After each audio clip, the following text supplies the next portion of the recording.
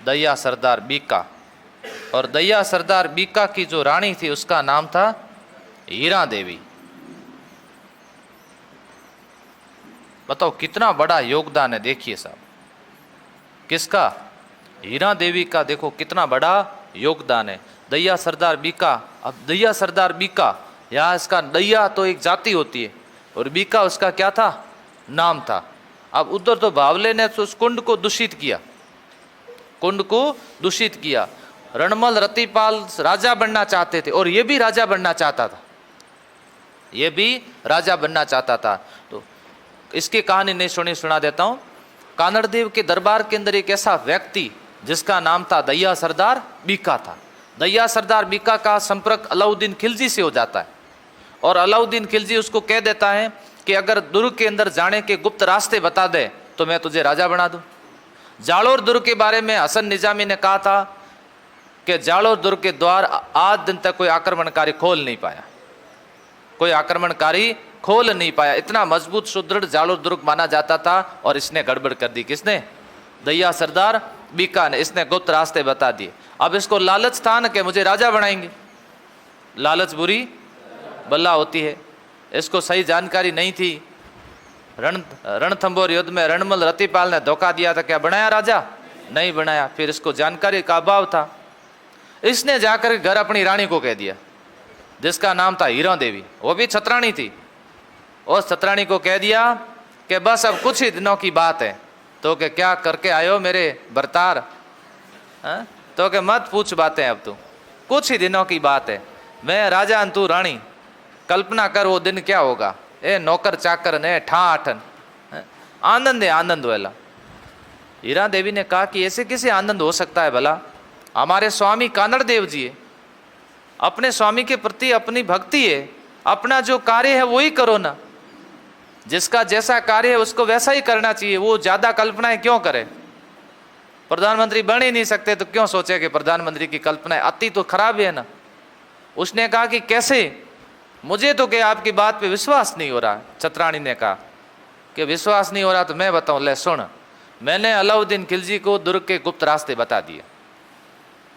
अब अलाउद्दीन खिलजी की सेना अंदर प्रवेश करेगी, कानड़ देव ने हारेंगे, केसरिया होगा, जोर होगा, ये सब समाप्त हो जाएंगे। और अलाउद्दीन खिलजी ने कहा कि मैं तो वैसे दिल्ली जाऊंगा, यहाँ जालोर रहूंगा नहीं, जालोर का राजा मैं आपको बना दूंगा। अब बता जालोर का राजा मैं, अब बोल जालोर की रानी कौन? तो क्या अभी मैं बताती हूँ जालोर की रानी के बारे में। पहले मैं आपके लिए थोड़ी बढ़िया सा दूध बना करके ले आती हूँ, मलाई मलाई डाल कर, क्योंकि आज तो कितनी बढ़िया बात बताई आपने। छतरानी गई, जो दूध गर्म करके लेके आई। तो ये क्षत्रिय लोग, राजा लोग जो होते थे, ये गर्दन को झुकाते बहुत कम थे, झुकाते नहीं थे, गर्दन ये ऊंची रखते थे। इसलिए आप देखा होगा दुर्ग के अंदर दरवाजे बहुत नीचे नीचे रखते। एक तो आक्रमणकारी उसमें जल्दी नहीं घुस जाए, और एक राजा दूसरे राजा कोई प्रवेश करे तो गर्दन झुका के प्रवेश करे। गर्दन नहीं झुकाते थे, गर्दन यूं सीधी रखते थे। तब ऐसी स्थिति के अंदर गर्दन तब झुकाते थे जब कोई गर्म पेय पदार्थ पीते थे, दूध पी लिए, चाय पी रहे हो, तब इनको गर्दन झुकानी पड़ती थी। तब वो बढ़िया दूध बना करके ले आई और उनको दिया कि लीजिए ये पी लीजिए, इस खुशी में पी लीजिए। और खुशी में जब उसने पीने के लिए ऐसे गर्दन झुकाई तो एक हाथ में तलवार छुपा के लेके आई थी। तलवार लेके आई, ज्यों यूं गर्दन झुकाई और पीछे से जोर से मारा झटका और उनकी गर्दन काट दी। गर्दन काट करके उनका सिर को पकड़ा और सिर पकड़ करके लेके जा करके कानड़ देव के पैरों में पटक दिया। उन्होंने कहा कि माफ़ी चाहती हूँ। कि क्या हुआ? कि कुछ नहीं, जो होगा गलती तो हमारे से हो गई, हमारे इस पति से, मैंने इसको सजा भी दे दी, लेकिन अब आगे इस जालोर का क्या भविष्य होगा, बचा लो अब।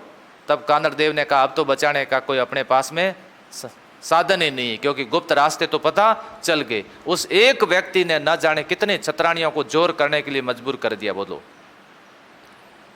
लेकिन अगर उस छतरानी को थोड़ा और पहले पता चल जाता तो देखिए उस छतरानी का स्वामी भक्ति देखिए आप, स्वामी भक्ति का उदाहरण देखिए। अपने पति की एक झटके के अंदर गर्दन काट दी, लेकिन इस मातृभूमि की रक्षा के लिए उसको पता था कि एक इसी की वजह से न जाने कितनों को केसरिया करना पड़ेगा, न जाने कितनी रानियों को जोहर करना पड़ेगा।